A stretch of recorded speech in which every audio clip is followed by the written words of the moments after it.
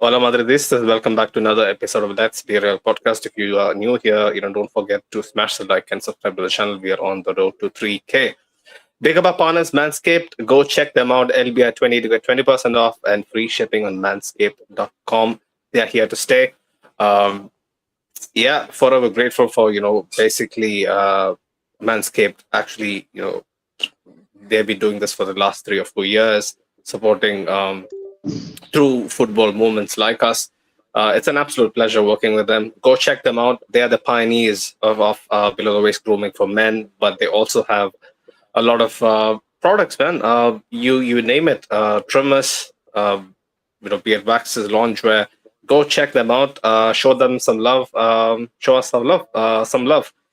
But yeah, getting onto the game, I think we should completely disregard the first half and then talk about the game to kind of maintain any sense of decorum in this pod. This post punch was supposed to be the a big celebratory moment of the homecoming of Mbappe. Uh, the game where we finally have liftoff, the game where things really starts to look a bit up for us, especially after what happened against Mallorca. But the first half was a completely different story. If it weren't for typical, I repeat, typical Brahim heroics, whenever he has his name uh, being beckoned, he has put on a show. Has looked hungry, has looked up for it, has looked like a man on a mission to really prove his point, and he did it yet again. And kudos to Endrick. We'll get to that, but we need to talk about some very pressing issues. The boys were, basically, voicing a couple of them before we came on live. But let's get into it. Let's not waste any more time. Big up Farooq, big up Jacob. I'll come to you first, Farooq. You mentioned it to me, before we came live that there were like 4 or 5 games last season where we kind of looked as dreadful as we did in the first half. And for me personally, in the second half as well, there were points. Even after that fluke goal, let's be honest, that was a fluke goal. I have no idea why people are praising Fede Valverde. He was immense at this game. I'm not gonna take anything away from his performance as usual. He's our engine, but that goal was basically served to us on a silver platter. If the guy doesn't make a go for it, it's going maybe straight at the keeper. Who knows? The keeper might fumble it. It might go in still, but the likeliness of that not ending up as a goal was higher if it wasn't for the deflection. But Farooq, this performance gave me more questions than it did against Mallorca. Like, is that a fair assessment? Yeah, I think that's very fair. I think that's very fair because, Mm, you're playing at home against Rio Valladolid. mm, You're expecting the team to be, a bit more assertive, a bit more dominant. And you're right. I think the questions that rise up here is that, we had the ball. Honestly, Valladolid weren't threatening except for very few, occasions in the game. But mm, we could see that there is no one who can do anything with the ball. This is why I feel like the questions arise a lot. Like, there is literally no one who can, you just keep playing around and keep roaming the ball, you keep yeah. passing the ball, and who's gonna pass to who's gonna get work without without doing anything with it. It's just all about I don't know. It's quite strange, it's all just foreplay without any attack, man. That's just a thing. There's literally nothing to go on with that. But yeah, man, it's I totally agree with you about that. And again, man, it just goes back. If you remember, for the season preview, Mhm. we rightly shouted out that we would understand, the myth of Tony Cruz is gonna show, and that's the Yeah. thing, Yeah. there's a big Tony Cruz hole there that needs to be filled, Hmm. and I don't know, man, maybe also uh, we expect too much from certain players that just don't have that profile as well. So that's also something, but Yeah. definitely this game, brings a lot of questions more than answers, man. Mm. When you mentioned foreplay, like maybe I'm just going off by my experience. I might not be exactly ladies' hot favorite all throughout my existence, but foreplay when it used to work, it used to be top of my list. But what we saw in the first half wasn't exactly foreplay. It was Yeah, it was bad drunk sex. Jacob, like, talk to me, man. Like, when Farouk actually mentioned that, we are kind of trying to replicate a bygone era, right? Um, like, I've heard, people speaking about Chouameni being kind of given the placeholder role for what Kroos did last season, and many years before that.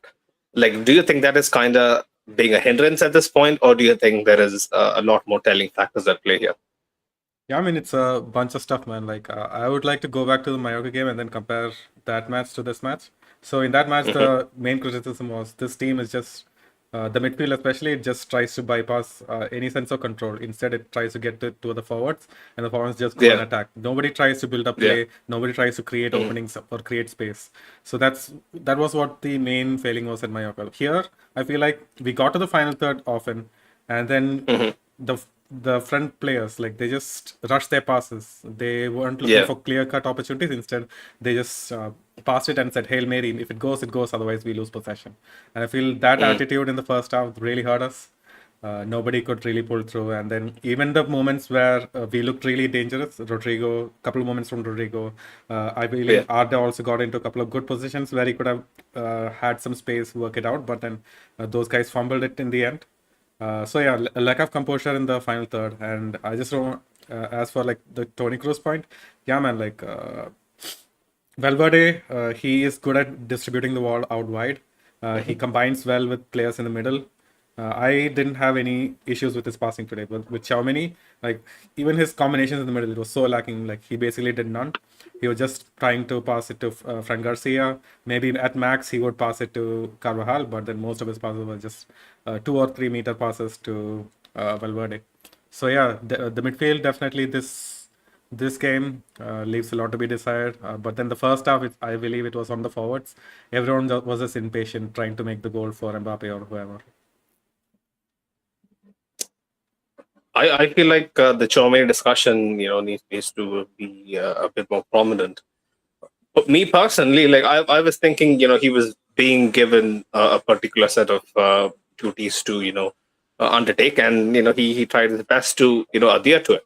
But Farouk, you told me you had a different outlook on it. Sure, with Chouameni, the stats, tell a completely different story. We haven't lost in forever with him. Our win rate, especially in La Liga with Chouameni, is incredible. Um, but do you think, like, his effectiveness and his um, say on proceedings has gone down, especially in this new setup?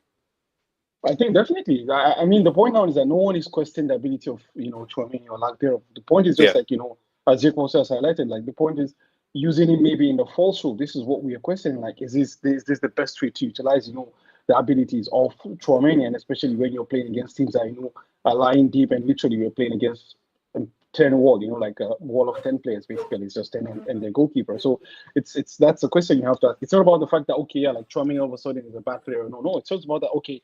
Chouameni was playing with Tony Kroos last year, and what is and what is not. So like right now, what's happened is that like Tony Kroos has gone. So there's a difference there. Like as you mentioned as well, like he's trying to grow into something that he's not. And I just gave you a good example. Maybe this is a harsh example or no, but like yeah, okay, like John Obi Mikel was also a legend for Chelsea, but like he was someone that me and my friends used to make fun of because he always had ridiculous, pass accuracies in the 90s and upper 80s. But you look at Jonobi Mikel and you never feel like he's ever trying a threatening pass. It's just a pass 1 meter back, 1 meter forward, 1 meter backward, 1 meter forward. Like the safest pass you can ever imagine. So, hence, this is the same thing I feel like with Chouameni. And even away from that, like positional awareness is also something. But then for today, I don't know what was up with the team. Like there was, different. I don't know. The players were taking up weird positions, and it just felt like it was literally obvious. I mean, this is what I believe that there is no obvious tactics of what these people should do. They just go there Hmm. and freestyle their football. But I mean, today was a whole different thing, man. Like Mo was talking about inverted fullbacks in the group chat. But I mean, man, I don't know what inverted fullback is, man. Like literally, there was a situation where like they were attacking us. Like, it was in the second half when the game was still 1-0. Hmm. And Carvalho literally decided to become a center back instead of covering the fullback position. Like I don't know if that's what you call invertedness. I really do not know because like some of this terminologies of football tactics is way beyond my pay grade. So like it's quite strange. Like today was honestly, like it was just a very very weird game of positional awareness. But honestly, like I think for Chouameni, as I was seeing even in the Super Cup as well, like that positional awareness was honestly lacking. And I feel that's just one of the things, man. Like trying to do too much to cover for Toni Kroos is actually negating what Mhm. Chouameni actually brought to this team in the past. Man, if I On a more, can go on. try to just add or maybe defend Xiaomini today. Man, Cruz is superhuman, right? He can pick out those Yeah, passes in midfield, like in the center of the park, quite and he easily. has Like bags of experience, Jacob. yeah, bags of experience. Nobody else can do that kind of stuff. Like I felt like nobody really supported Xiaomini. Like when Xiaomini was on the ball, nobody was making those runs through the center of the park. So all his major option, like as a sane person, would be to just pass it out wide or over to Valverde. But then like Cruz, because he's superhuman, he would sniff out those tiny inches of space and get it to Vinny or Yeah. Rodrigo. I feel And like don't you think guys like Carvajal used to have a lot more faith that, when Kroos has the ball, he subconsciously just drifts out wide, takes up a definitely. position to basically isolate the wing back. Yeah, that's there, but then nobody can get that efficiency of Kroosman. Like those switchbacks just Yeah, rarely happen, yeah, and I feel like the center backs themselves they can like ping it out wide quite ably. Like Militao did it quite well, Rudiger did it yeah. quite well. So I guess people just have to like take turns doing it. It can't all be just on Xiaomini. We can't blame Xiaomini for the lack of like uh, Absolutely. control in midfield. Like me watching the game, like I keep repeating this line over the years. I'm not a tactical. I just watch the game. The eye test is what I guide my um, judgment by. But at no point did I think that Joe Mini was at fault or he was kind of being the sole guy who was pulling back this team. Nowhere near that. But that's the thing, like when Cho Mini is trusted with this role, like we have to give him time. Like I would say, on a more optimistic note, that given time, he might grow into resembling some sort of a role. The guy who basically collects the ball from deep and then sprays it out, like what Kroos did. Better in the coming months because you see like what Farooq I think mentioned a couple of minutes earlier that even I kind of alluded to it in the chat while the game was going on that the like positionally the way our front three is moving it is pretty dynamic. It's what we have accustomed to, especially with the peak BBC try and whatnot. But it's kind of being a hindrance at this point because players clearly, in my humble opinion, they don't know where to be, when to be, and what options they have.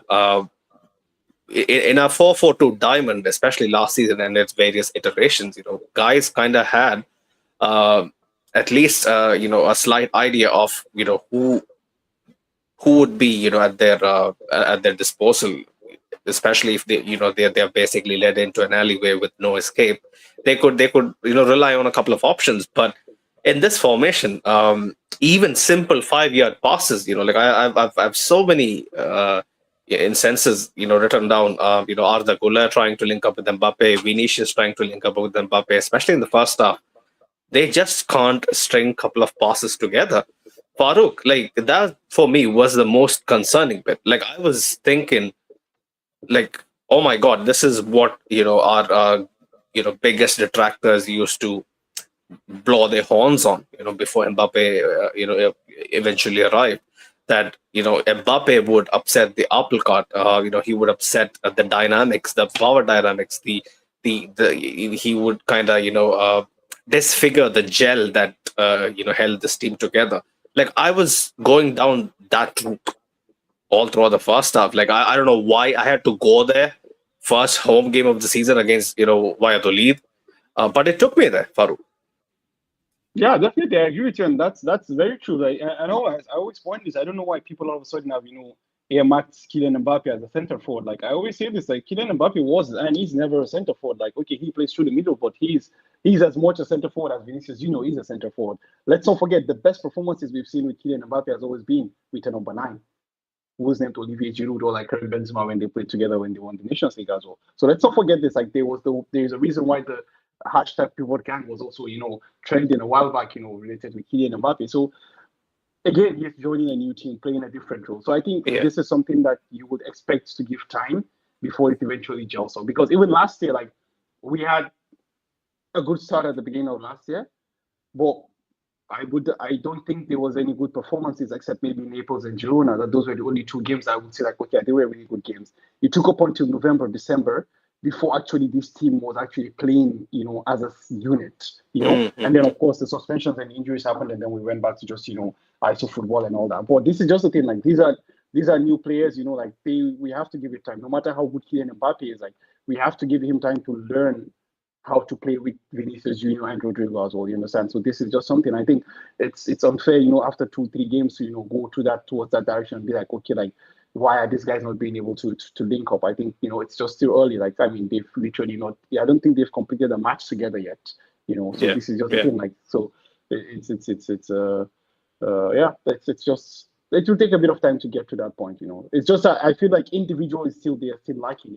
That's the thing. Like, individually, like, they still have a lot to go to, but like as a team, I think That's my concern. Like with Carlo, it's a given that players have control. I mean, players have control over their actions. Like, they have a bit of free reign, right? But even some of the basic stuff they're doing on the pitch leave a lot to be desired. That's true. So, but again, that's the thing. Like, like, as I keep saying, like, for these things, we have to give it a bit of time and see. Like, it's going to be too early to judge. I understand you definitely, because like, it's a home game against Valladolid. With all due respect, I mean, yeah, okay, the score is 3-0, but come on, man. Like, I didn't watch the game. It never at any point felt like a 3-0 game. Never at any point, But that's the thing, like, and when whoever you ask who knows who was thinking in Mbappe plays, he works best when he exploits space. And even today, those were the best situations that he got into when Rudiger played the ball over the top in the first half. Like, he literally, that's the thing. Like, so the thing now becomes like the players need to start, understanding where these players are running into. Like, for example, we mentioned with Mbappe. And even I think if you guys could recall, there was an instance in the first half as well. I think it was between Rodrigo and Mbappe. Like, I think it was a give and go. Like, Rodrigo gave the ball, I think, to Mbappe. Mbappe gave it back. And then he was going to give it back to Mbappe, and Mbappe wasn't there. So like, this is the thing, like, they still need to, understand those things. And like, this is like players like Kylian Mbappe, Vinicius, and Rodrigo, of course, will play best when they exploit the space. So until and unless you give them those balls for that space to exploit, to isolate defenders 1v1 and take them on, use the speed as an advantage. Until and unless that starts to happen at a more frequent rate, I think we're just going to keep getting stuck in this situation, because a lot of teams are going to put 10 men behind the ball. That's just it. It's because of the long summer, because if you guys remember, the brilliant Militao switch that Rodrigo took it on first time, had the beating of the wing back, and then Vinicius was kind of initially offside, but then he was behind the ball, and there was an easy tap in if he manages to square it right. But he just can't even do that. It's mind boggling, honestly. Some of the passing patterns, and how ineffective our players look when they're trying to do the medial stuff, right? But Jacob, Kylian Mbappe, underwhelming is the right word. He should have at least gotten a goal today. Yeah, the finish, I mean, needed a goal, but then beyond that, I feel like with time his one-touch play will improve, but I wish to see a bit more of him dribbling, at least, especially in the first half when the team did not have answers. I expected him to actually take the ball on, show some initiative, but I don't know, that just never happened. He lost possession a few times. He was too eager to like drop in, and then for no reason. So I feel like with time it'll improve, but I just wanted to see more initiative from this game. It wasn't just Mbappe though, Jacob, right? It was Vinicius as well. Like, I need him to just fucking dish this hairdo. Like, I don't know which chick with with some weird mystifying Man, I feel like that is an advantage with this haircut. Like, if you're watching in a potato stream, you can tell apart who's playing. I mean, I'm pretty sure he isn't catering to us, 480p merchants, the underprivileged in terms of buying streams, football streams especially. You need to have much more than a living to actually afford them. But jokes aside, Vinicius, man, like, I don't know which chick basically coerces him to do this. whenever he puts this on, Ashik had actually, sent in a DM on the page before I came on and replied to him. He said, with this hairdo, he just looks worse than normal. And I completely agree. Like some of his decision making, simple passes, unnecessary attempts to nutmeg people, on the halfway line, leading to a costly loss of possession. Um, Vinicius, man, like I've kind of improved my temperament to tolerate this early season, like because I have vivid memories from last season around this time where the games aren't exactly high stakes. He kind of guzzed down this route. But Jacob, man, come on, the level that he has set, the level that Rodrigo has set, is way too high for the team to be looking like this, especially at home, first game of the season. Yeah, man, like I'll have to blame it on like this shitty preseason or the lack thereof. He honestly Yeah. looked slow in the first half. Like he, even when the ball was put forward and he was running into space, I feel like the defender got there too easy, and then maybe a more fitter Vinny would have gotten there. Even his dribbling attempts, they had no flair. He was just cutting inside out to no space. But then yeah, a lot of giveaways. But in the second half, he definitely improved. Man, I feel like he was our best creative of chances in the second half. I feel like he had at least 3 or 4 key passes in the second half alone.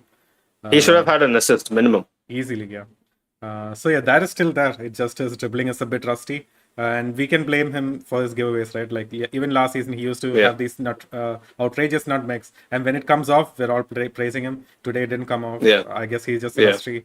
I'm gonna give him the benefit of the doubt, man.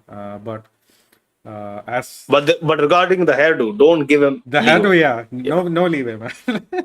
The hairdo needs to be scrapped. Imagine Farouk with that hairdo. I mean, come on. Like, why would he do that, right? The same question I asked Winnie as well. Like, he looks so good with his normal head, right? Yeah. But he goes and does this. Hairdo incoming, bro. What was that? Hairdo incoming, bro. No way. No matter how much we tell. Okay. We wouldn't be worthy of it, Farouk. Honest to God. But let me just quickly look at something else that stood out for me in Vinny's performance was that he at no point in the match took up positions to actually score in the game, apart from that offside, probably offside place where Rodrigo could have squared in the second half, and then Rodrigo couldn't. Like apart from that, he just didn't get into scoring positions. That position is like just reserved for Mbappe, and then Rodrigo just tries to link up both these guys. So I feel like that is also like reducing his threat quite a bit. I just hope like these guys figure out a good balance, and then all of them can be actual threats in the match. My question to both of you is, right, like simple question, yes or no? Yeah, Jacob first. Do you think dropping one of them is the definitive answer, just based off the evidence of the first 2 games? No, man. I feel like giving them time is the answer. Have them play 5 to 10 matches, and then we'll see the goals flowing, or we'll get the answer that, okay, this ain't working, we need to drop one of them. Farouk, do you agree? No, I think dropping one of them is the way to go. I think what did I expect? We need one more. We need one more person in that midfield that will create stuff, and that's the thing. Like they have zero creativity in this team. Like I mean, with all due respect to Arda was overwhelmed. But it's his first time basically being mixed in with. Like I was frustrated with Arda Güler a lot in the first half, but like it's almost like he was a deer caught in headlights. Like you said, he was a bit starstruck with the occasion and the kind of responsibility he was bestowed upon today. Yeah. That's the thing. We always go with the word like young players and that. I think like Arda Güler is a player that we always forget that this guy literally played just one season of proper football in Turkey before he moved here. And last year he didn't play anything at all. As also basically this. He's still a novice when it comes to playing football. So basically he's still in the sophomore year. So I think the Euros maybe kind of like led us to believe too much. I think maybe we still just need to tread a bit slowly with him. He had a couple of bright plays. Remember the shot that he kind of carved out for himself. I'm not saying that. I'm not saying that. Like he was absolute garbage. I'm just saying like we need to like the occasion. I kind of feel like maybe it was too big today because I feel like if when I just relate to this performance to what he had done in the Euros, I feel like today he'd have 2 goals. In that situation. Yeah. But then again, with them in the Euros, like they were always on the back foot, hitting on the counter and stuff like that. For now, during the game today. You know, we had too much of the possession and stuff like that. So, Mm. and again, like, I mean, he's very good with the set pieces. I don't know why they're taking short corners. Like, also, that's really crazy. Oh, that's mind-boggling. Like, Bro, I mean, groaning why are and you passing the cringing. ball? Like, when Oh. you have someone who is that good, he's really good with set pieces, man. Like, Mm. fucking hit the ball into the box, man. Let Rudiger Mm. and Militao find a way to do something, throw many, you know. But now they're just playing short balls and like trying to find everyone on their feet. And then God, holy God. Did you guys see in the first 5 minutes? Yeah. What's the name of the fullback? Then Valladolid. Fran. Fran had the Oh, ball. fun. Mm. And this guy literally just put his head down and closed the ball into an empty box. Like literally the whole 18 box had 0 wide players. Mm. I'm like, holy God, fuck Yeah. me, God. Like that was the time I was like, okay, yeah, this is just not gonna be it. Honestly. Mm. God, like I mean, But he had a good play. Remember where he kind of combined with Vinny and then he tried to cross the ball to Arda Güler, was it? It was decent. Like that's the one thing that says there is that. Arda Güler has R2, Arda Güler has square to cross. I mean, it's a common knowledge at this point. But I completely get what Farouk feels. I was feeling way, way worse. I expected Farouk to be on my wavelength when I came on, but Farouk was a bit more higher. I was a bit more fucking depressed. Endrick and Brahim left on my spirits a bit, but still, like Oh the my first half, God, man. Brahim Diaz, bro. Fucking hell, man. That guy, really good. he's a God sent man, honestly. I mean, I don't remember, like, I was actually, after the game, I was trying to remember, man, like, when was the last time Brahim had a bad game? Yeah. He sometimes can be Probably ineffective, probably in like in some January games. or something like in the UCL. Especially when he start games. Sometimes, he can go missing a bit. Yeah. Actually, that's what I mean. Like, mostly, like, he's always been an impact sub. So I'm just thinking, like, when was the last time that impact was needed that Brahim didn't give that? Like, honestly, Yeah. man, that guy's, yeah, man, he's God's gift, man, honestly, absolutely. Very, very easy on the eye. Most of the time makes the right decisions. Selfless. That's one of the biggest traits that I appreciate about Brahim, because he can definitely find top corners, if he wants to, with a shot. But yeah, Brahim was impressive. Jacob, Brahim, man, like he again is putting himself up there to be the definitive 12th man in this team. Definitely, man. I mean, if Arda is already on the pitch, then he's always 12th man. But even before that, like if we need a goal, Brahim guy to bring I believe he should be above Arda Güler for sure. Yeah, for sure, man. Like the main reason is that like with Tchouaméni and then Valverde, those guys need someone in the middle to combine with, and Arda is not that man who just drops stream and distributes play, right? He just stays on the half spaces. Mo was mentioning in the chat it was supposed to do with tactics that he wasn't dropping down deep, and he was basically trying to go gel in with the front three a bit more than basically being a bit reserved and trying to plug the gap between the midfield and the attack. Like I kind of agreed with you that Arda Güler isn't exactly in a position to be kind of a bit more reserved. I don't know. He might be a bit more eager to basically mix in with the attackers, I feel like, because he feels that he has what it takes to beat man, 1v1 and basically cut inside and fire one away. He played as a right That's winger what today. I feel like. He was in a 10 Yeah. for sure. Man, so that's why there's nobody who can attack down the middle like Brahim can. He can weave through 3-4 players on his own. Especially lesser teams, he can dribble basically the whole of the offense. He's just that type of player. And then if he can combine Tchouaméni and Valverde, I feel like bringing him on is like a cheat code almost to get a goal. Yeah. Big teams, small teams. Brahim really has had a huge say, especially in 2024. In basically giving us the double last season. But yeah, let me look at a few of the comments quickly. Ashik, big up Ashik, was mentioning Endrick, that was a Romario-esque finish that turned the killer shot, even his size is like Romario's. Quickly, Endrick, Farouk, impressed. I always knew that this guy had it in him, but thoughts? Yeah, man, like he was, I mean, that was a phenomenal shot, honestly. Like, okay, like the commentator was like, the goalkeeper should do better, but the thing about those kind of players, but the venom in the shot power, caught him off guard. The power at which they can hit the ball and the pace they generate with that, it's outrageous, man. Like, it was, as you said, like, the goalkeeper was literally, dumbfounded. Like, he was just shell-shocked, man. Honestly, it was. And what a way, man, to mark your debut, honestly. And let's not forget, it's not just the shot as well. It was also the quick fit that he was able to turn quickly away from the defender, Yeah. with a powerful shot.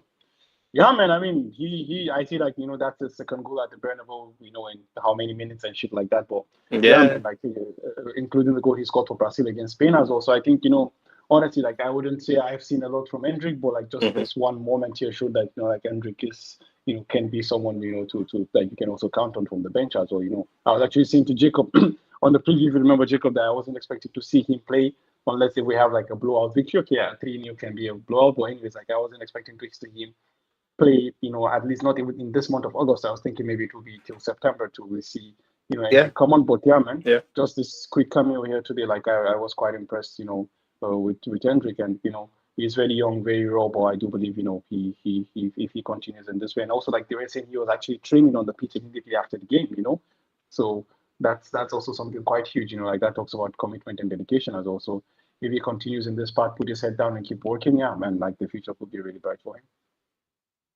I feel like the synergy from preseason, Brahim and Endrick used to combine really, really well, especially in preseason, and I feel like they've carried it on to this cameo appearance. And yeah, man, he just looks like he has a point to prove. He has that hunger, that desire to basically. He also presses really well. Like I haven't seen him at Palmeiras, but especially in preseason and the stuff that I've watched him with Brazil, he's someone who is willing to put a shift in. But yeah, man, Jacob, Enric, thoughts? He basically stole Mbappe's spotlight. I mean, come on, like how would Kiki be thinking about it right now?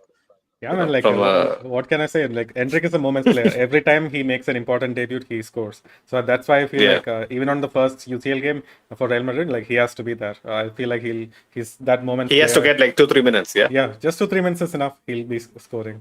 And then today, like, I feel like he did a lot of unexpected things for that goal. He, first of all, I was expecting him to fully cut inside onto his stronger foot and then take a shot. He fooled the whole defense. And then I thought he was going to dribble out wide and then put in a cross. Again, he fooled everyone, took the shot quickly, caught the goalkeeper as well off guard. So yeah, I feel like his decision making, his quick thinking led to that goal. So yeah, good signs. How does he look sharper than Mbappe? It's mad. I don't get it. I think it's a preseason, man. Like he got an early start. And on top of that, like in the next matches, when he gets a bit more minutes, Endrick, what I want to see is him combining more with these front three players, so that he gets used to the weight of the pass and everything. Because we know the finish is there, the positioning and everything is there. It's just he needs to combine more and then get his passing accuracy right. 100%. Very, very bright prospect. If Mbappe continues in this vein of form, like I want him dropped. I'm not gonna lie. Start Endrick and maybe Mbappe can be the impact player. Who knows? Ashi was mentioning. Calma. No, I'm just saying. You were saying he's not a center forward, right? So I'm just saying, give Endrick a go and let's see, what we can cook from there, right? Okay, if Endrick scores a hat trick next game and then Mbappe has a stinker, yeah, we can think about it. We should be thinking about it. The coach should be thinking about it.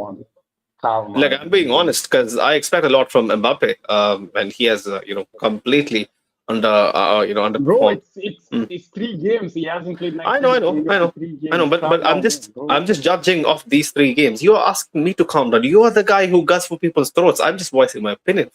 Actually, I today, honestly, like while I was watching the game, I'm gonna say something which is quite controversial now. I was like, why the fuck is Dani Ceballos not starting ahead of Chouameni? Yeah. Ceballos, when he came on, did you see his moves? Oh la la. He was honestly. I honestly felt like the point is this, like, so guys, listen. Okay, I know it's outrageous. I know that, but I kind of feel like, okay, I didn't see any of the progression that I wanted from Chouameni. And these people aren't actually attacking us. It's literally a wall of 10 players. Yeah. Put in Dani Ceballos, let him play the double pivot with Fede Valverde. I mean, the goal Endrick scored literally started from the drive from Dani. Yeah, Ceballos basically. Yeah. So I mean, why do you actually need all the wall and the shield, and especially when Fede Valverde today was playing like a man who is possessed? So just utilize that and move on with that. Yeah, I know it's outrageous, but honestly, I did feel that while watching the game in the first. I was like, bro, like play fucking Danny Ceballos, man, instead of this, man. Yeah. So if you're gonna get someone, Surprising, but not it's surprising decent. because of the performance. Like just imagine a performance that is so just dull that it drives a man like Farouk. Like I didn't go there. Thank God, because I would have hated myself if I went there. But this is what early season Carlo Ball does to you. But I wouldn't blame Carlo, man. Would you, Jacob? Is my question. People were I mentioning in mean, the chat. wasn't this the Especially lineup Mo. that we wanted to see? Arda playing, and then This is yeah. this was Yeah. the fans' Yeah. favorite lineup, and then this was how Mm. we expected the team to play as well. It's just that Mm. everyone executed it horribly. I don't know if what the deal there is with the midfield, what the instructions are, but yeah, I feel like maybe asking those players to be a bit more daring can help us out. Farouk, is Carlo to be blamed, or like you said, we have to give them time too early? I think we have to give them time because if I now say that Carlo is to be blamed, then it means that Carlo actually told them to do some things. I actually feel like the players just go there and do their freestyle stuff. Mhm. Of course, like I mean, let's put respect to the guy. Like it's not like he's someone on the street. Of course, like there's a semi structure around the team and all that. But I do feel like eventually like these players just need to find out themselves. So I just think for now I wouldn't go towards Carlo because for me, what I've come to accept is that the team will never be a unit. Mm. But the players, when they play to their peak, are the very best in the world. Mm. Because people come and be like, oh, yeah, last season. I was like, bro, what last season are you talking about? Man City Yeah. was on penalties. Bayern Munich was literally miracle of Joselu. The final was, okay, yeah, it's against Borussia Dortmund. Like, it is what it is. So, like, what are you talking about? Yeah, we won the league at a cancer. That's also something. But it's not like, we went around, like, blissing people around and scoring 4 or 5 goals against, elite teams. Like, no, that wasn't the case. So it's not like people, right? But what happened is that in both games we saw the brilliance, the ingenious of Toni Kroos in the first leg. In the second leg we saw the impacts we could get from what's it called, Bench player. Mm. and then we saw in the game against City as well, like Lunin did what Lunin does. So like what I'm just trying to say is that like I have lost the expectation of seeing a team, but try to see players perform at their peak. And this is one thing Carlo does well. Like he's able to put players in the position whereby they perform in their peak. Maybe the team wouldn't look organized, but like they perform in their peaks. You understand? So like what we need now is that for those guys to reach that ceiling again, or at least be close to that ceiling. Which, as you guys rightly pointed out, today we didn't see that from Vinicius Junior. I felt like Rodrigo was actually trying to do something as always, but it always just doesn't lead to something. Mbappe, of course, was absolutely off color. You understand? So like we need those guys. If they get to their ceiling, then we will be unstoppable, similar to last year. Mm-hmm. Fair assessment. That's what I thought too. The tactics, they're always there, right? Like we have a clear set of a framework, a loose framework whereby people kind of know what to do. My point was, especially in the first half, the way the ball was being moved around, especially at the pace it was being moved around, felt like nobody knew what was the next course of action. It used to happen to an extent last season, but it wasn't this bad in my memory. That's what was bothering me a lot. But a few more of the comments, Archie was mentioning the offense is still trying to figure things out. Only the third game with this offense, and let's not forget that even the midfield is trying to get used to new way of playing without Cruz. 100%.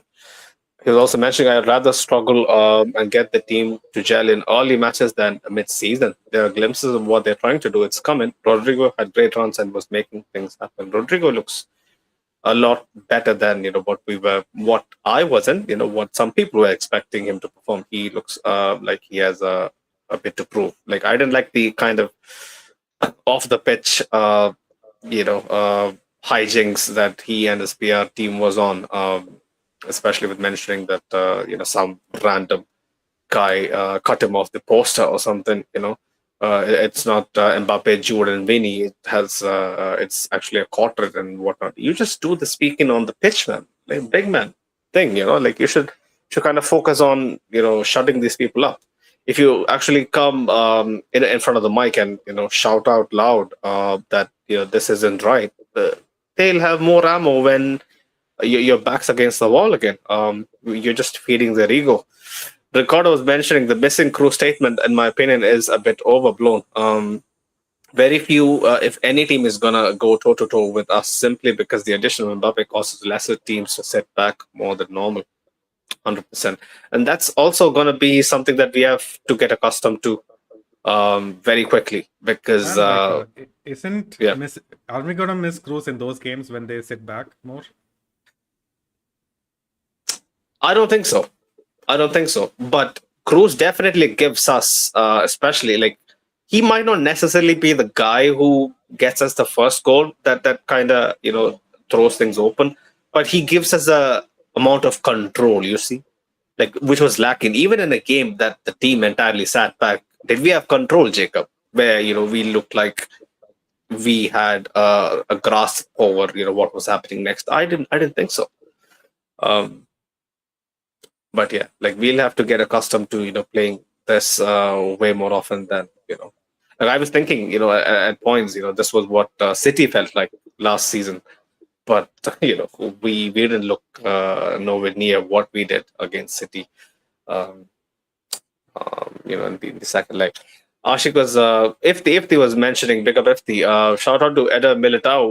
What a comeback from injury. He looks solid. And Militao for me, if not for Fede, was man of the match. Assist for Brahim, although a bit fortunate that the centre backs completely lost any iota of just textbook defending techniques on that one breakaway.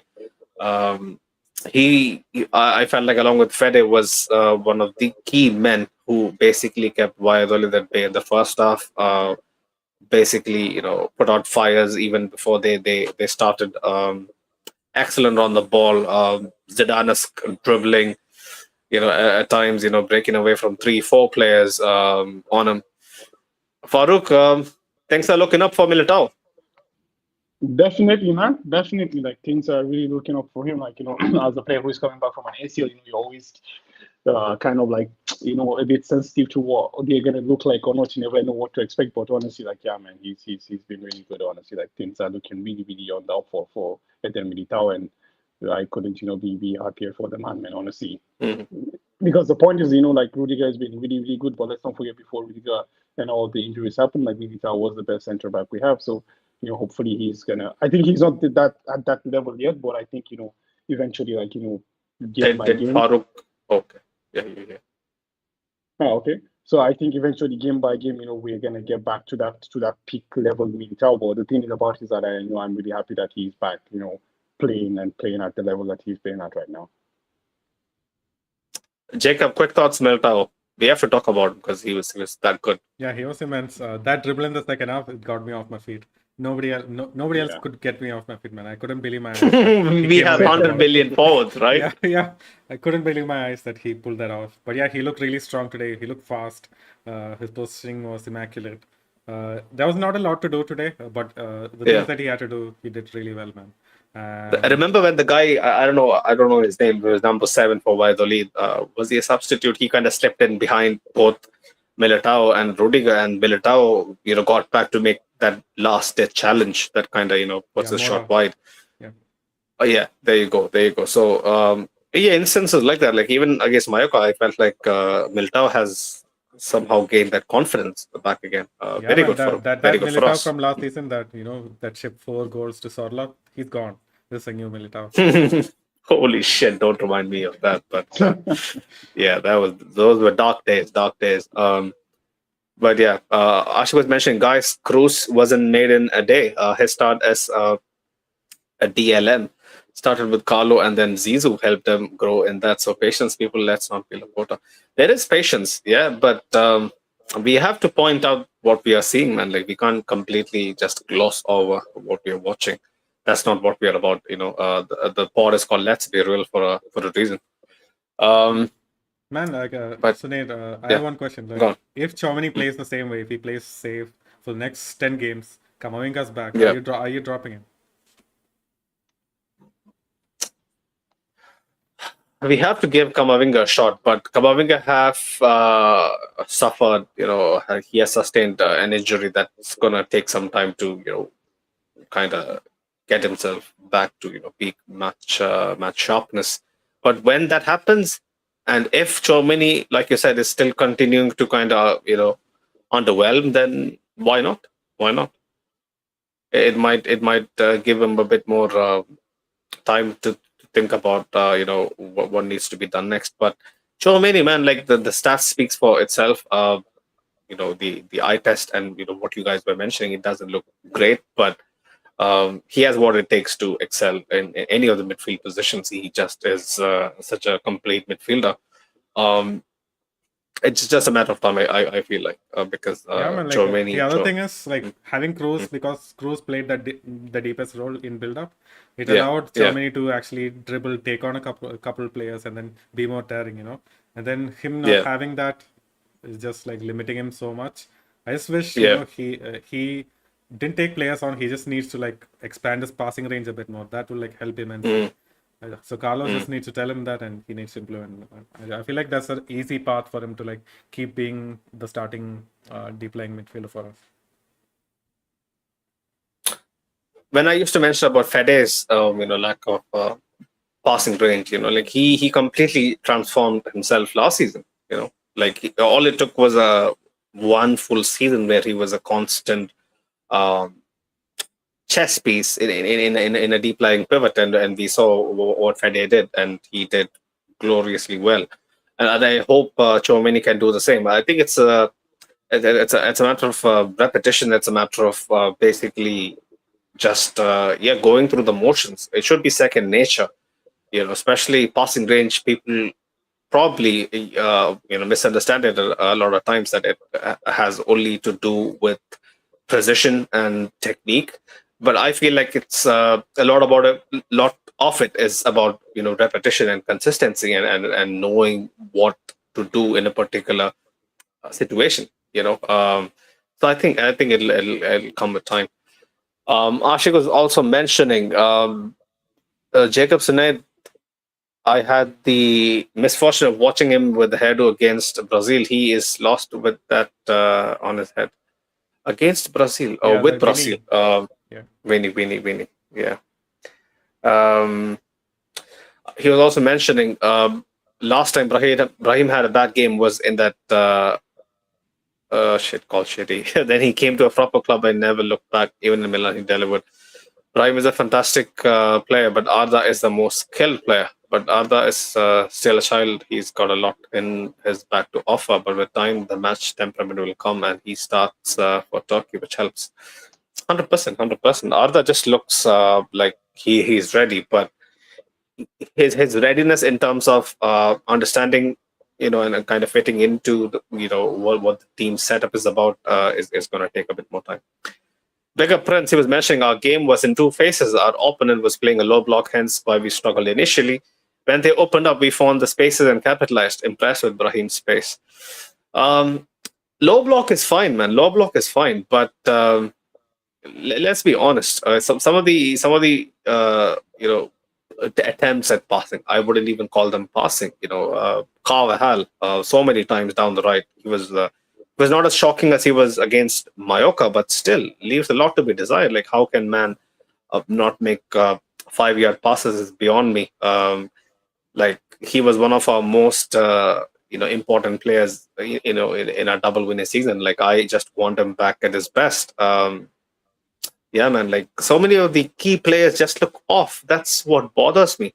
The result is well and good. The French players, they came on, they did what they had to do against a tired Valladolid side who were kind of hoping to kind of nick one on the counter. We did the job. 3 points. Barca basically top of the table. 6 points. They won against Bilbao as well. They don't look convincing at all. Also, Bilbao had a lot of chances. They should have done better. But my question is, are we going to be able to replicate what we did last season, Farouk? Eventually, this team. Do you think is going to start kicking in once, like usual? The Champions League knockouts roll around. Yeah, man, I think that's the thing. Like, these players are definitely, just we're gonna develop understanding to sure. That's a good thing about having, this level of footballers. I do believe that, Mm. if anything, we're gonna, get back to that. So that's why I'm not too worried. Like these players, when the, important games come around, Mhm. they're gonna turn it up. They're gonna figure out a way to, to get stuff done. And I mean, people always, like, are trying to draw parallels with the Galacticos and all that, but like the Yeah. Galacticos was a very flawed, team with a lot of, drawbacks and what is not. But I Yeah. think this is a very much more balanced team and with much more hungry players. So I do believe, and Kylian Mbappe literally has a chip on his shoulder. He's never done it at the club level before, so he has to prove that, yeah, okay, he's at the best team in the world and he's gonna, win the biggest title as well. So like for that, I do think when the time comes, by when we come to the January, February, the players are gonna be in peak position to perform. Jacob, do you agree? Yeah, man. I mean, I'm just gonna come in from a goals perspective. Bellingham, Mhm. we still have him on the team. Almost the top scorer last season. We have the top scorer of the French league coming in. I feel like we're gonna score at least 20, 30 goals more than last season. As for like defending and whatnot, I don't know, but yeah, I feel like we're gonna at least have like win the league, but I don't know if it's gonna be like a 10-point gap or whatever. How many more days for the transfer window to close? 10 days? Less than 10 days, yeah. Yeah, a week, I Uh, think. uh, uh, a week, right? A centre back is never in the news. I don't get it. I just hope these guys, are remaining fit and kind of So, sharp, Sunil, do you especially. know Mm. if Barcelona don't like sell anyone else? Can they actually Mhm. sign Olmo for the season? Why haven't they been I'm playing not. well? I'm not sure. They have a deadline to meet, right? Like it's Yeah. looking incredibly sketchy. And I heard that if they don't manage to sign him, they have to pay a full year in wages to him, and Wow. basically let him go as a free agent. It's crazy. I don't know. I don't know why Barca is basically up to all this. It's funny looking at it from the other side. But yeah, man. I wish Olmo the best. He's a decent player. I kind of dig him. But yeah, Atleti's gonna play Girona. Yeah, in an hour. It'll be a fascinating watch. Have to kind of. Did they draw points as well against Villarreal? Was it last week? Yeah. They drew 2-2 against Villarreal. Yeah. 2-2. Yeah, it was a nice game. I saw this guy making his debut. What was it? Alvarez. Decent. Look decent. Yeah. Solo as well. Solo, yeah, 100%. We kind of need to, start going back to what we do best, basically keeping our heads down and grinding out results. Like what Farouk said, this team doesn't need to look like City. Although he would wish we look like City, but he still, as a fan, all of us, we just need this team to work. We don't need to be, flamboyant. We don't need to be, the most outrageously dominating, or outrageously dominant side in Europe. We just need to get the job done. Just need to get the job done. And if you put in a little effort, maybe good, maybe look good doing it. That's the only requirement in Madrid. Titles speak for itself. Honestly. Ashi was mentioning if Enric scores a hat trick this season, Farouk owes me a jersey. So there you go. I guess we are picking it up back again. Farouk, do you agree? To The the bet is the bet. I mean, the bet is always one way. What if Endrick doesn't score a hat trick in the season then? yeah. What do you owe Farouk? Yeah, that's the actual Yeah, question. it's simple. He owes me a jersey as well. If he scores a hat trick, I owe him a jersey. Yeah, I mean, it doesn't matter for Hendrick. Even if it's Copa del Rey, it's fine. Mhm. Farooq, whose jersey do you want? Even if he scores, that's a good question. Yeah, he's gonna get me like a Doncic 77 Real Madrid jersey. Wow. What was that? Doncic, Luka Doncic. Oh, Doncic. Okay, fair enough. I mean, Doncic is decent. Madrid baloncesto legend, of course. Ashik was mentioning we are not going to replicate what we did last season. We are going to exceed it. They're big statements, man. A big statement. I just hope I get to that point where I believe what you say. I was there last season. I just knew from the signs not maybe in September, but somewhere around November, December, that this team is looking special. And although they might not play the most accelerating stuff, they just have the temperament, the right head, the maturity as a unit. Even though some of the players were inexperienced to actually go far and do things that were unprecedented, and they did it. I just hope we can do it again. First signs are very good. Record already for Endrick being the youngest foreign player to score for Madrid in La Liga in its entire history. So yeah, there are some waves being made, but some of the expected beats are amiss, and I hope it gets sorted out real soon. I guess that's pretty much it. People, big up the chat, big up our partners, Manscaped, big up Real Madrid committee. Go check them out. Oh, we didn't do OGs, the ad they're read, on. right? Oh yeah, we didn't do the ad read. I guess we could do it right now. Just kind of big up Manscaped as well. Big up Real Madrid committee. Go check them out. They run a brilliant Real Madrid fan page. The link is in the description below. But I guess yeah, Q Doris, big up Manscaped. Hola Madridistas, let me remind you that we have a partnership with Manscaped, so if you want to help us support this project and channel of ours, please do so. Visit manscaped.com, use code LBR20 to get 20% off and free shipping. That's code LBR20 to get 20% off and free shipping. This season hasn't even started, and we're probably going to need what I'm about to talk about right now. Today, I'm here to introduce you scalp buffer by Manscaped. It is a thick silicone scalp cleaner that is 100% antibacterial. It helps you take a shower, clean your head. It helps you exfoliate your dry skin cells on your scalp, your hair cells, and helps your hair stay healthy in many other ways, like stimulating blood flow to your hair follicles. It is a very cool little piece of equipment that you can add to your showering experience, and really doesn't take any space in your shower or any other effort to use it. And at the end of the day, it's basically like a little mini spa treatment. You get to massage your head, and like I said, we're probably going to need this before this season even started, because our hair is going to be falling out. But yeah, if you want to help us out and support the channel, use our code LBR20 to get 20% off and free shipping. That's code LBR20 for 20% off and free shipping. Thank you for watching, and back to the video.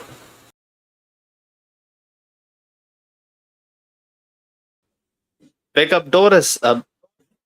Big up Doris. Big up Manscaped. Go check them out, people. LBR20 to get 20% off and free shipping on manscaped.com. Big up Doris again. She will be doing watch-alongs. Like last season, it'll be a regular thing. You guys really have supported the watch-alongs all throughout last season. I expect you guys to do the same thing again. She puts in a lot of effort into it.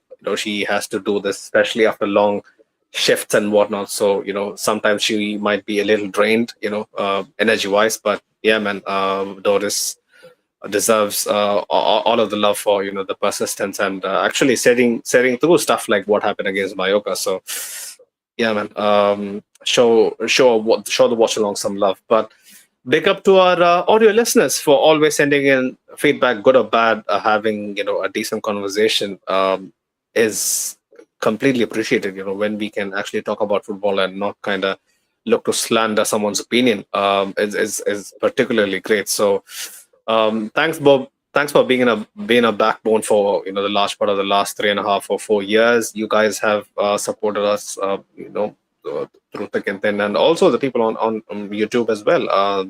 People on Spotify, people on Apple really doesn't get much recognition because their comments sometimes don't really reach us. But yeah, man, we completely appreciate that. You tell us that we accompany you on morning jogs, night drives while you're cooking. It's very flattering. It's completely what we Didn't imagine actually doing this. We kind of started this as a fan project, but we are here. We're here to stay. We have been doing this, and we will keep doing what we love. With all your love and support, and hopefully some big things in the pipeline as well. Like usual, I hope this season is as eventful and something truly special like it was last season. But yeah, people. Until next time. Hala Madrid. Hala Madrid. Well, I'm Madrid.